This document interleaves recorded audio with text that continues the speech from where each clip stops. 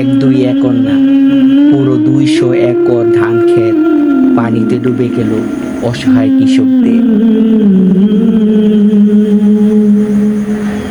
সর্বনাশী বৃষ্টির পানিতে কৃষকের সোনার ধান এখন ডুবে নষ্ট হচ্ছে।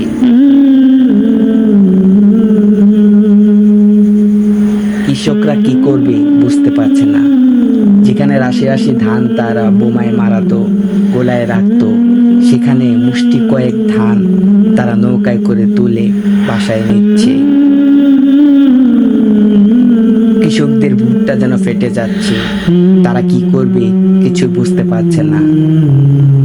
এমন করুণ পরিস্থিতি বাংলাদেশে এর আগেও কয়েকবার দেখা গিয়েছিল, কিন্তু এখনকার প্রেক্ষাপটটা একটু ভিন্ন।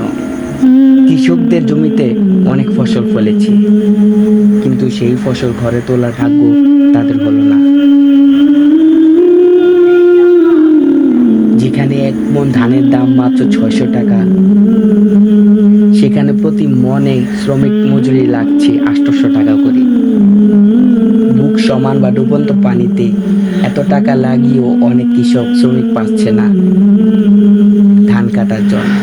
তাই ব্যর্থ হয়ে নিজেরাই লেগেছে কোটি কয়েক ধান ঘরে তোলার জন্য। কৃষকদের এই করুণ দশায় আপনার অনুভূতি কেমন তা অবশ্যই কমেন্ট করে জানাবেন, এবং ভিডিওটি একটি লাইক করে দিবেন এই দরিদ্র কৃষকদের জন্য। ধন্যবাদ।